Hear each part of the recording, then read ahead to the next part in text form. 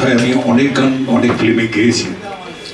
আর আমার গুরু কিশোরদা পুলকদাকে পোলাও ব্যানার্জি, তাই তো, পোলাও বাবু, পোলাও ব্যানার্জি বলে ডাক্তার কিশোরদা।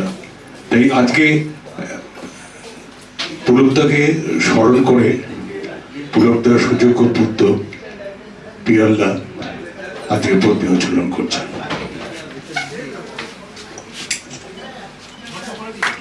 আলোকিত হোক আমাদের সকলের হৃদয়, আলোকিত হোক ভারতীয় তথা বাংলা সংস্কৃতি।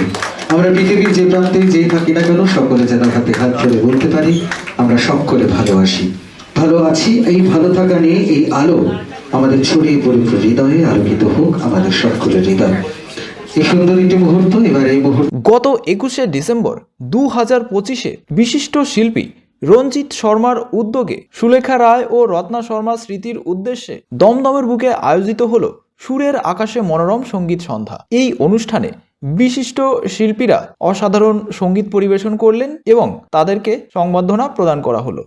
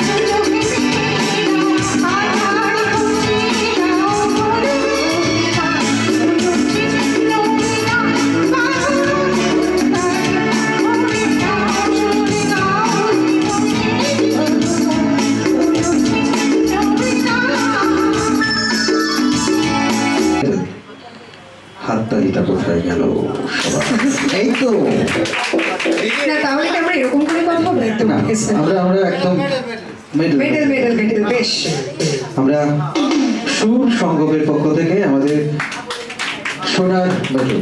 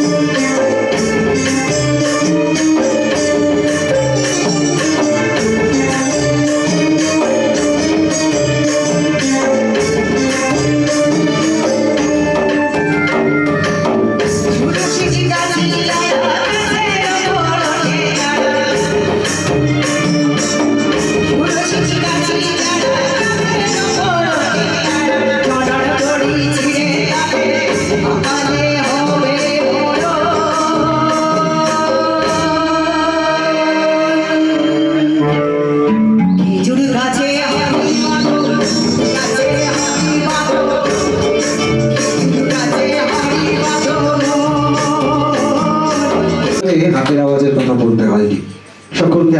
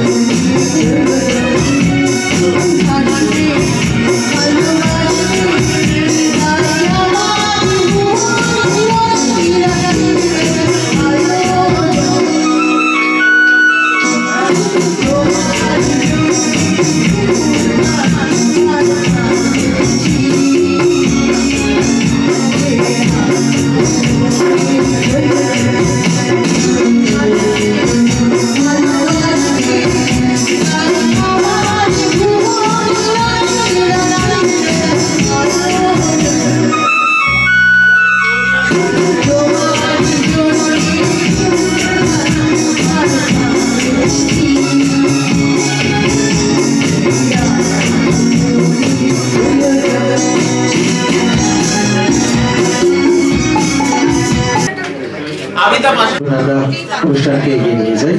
রঞ্জিত দা,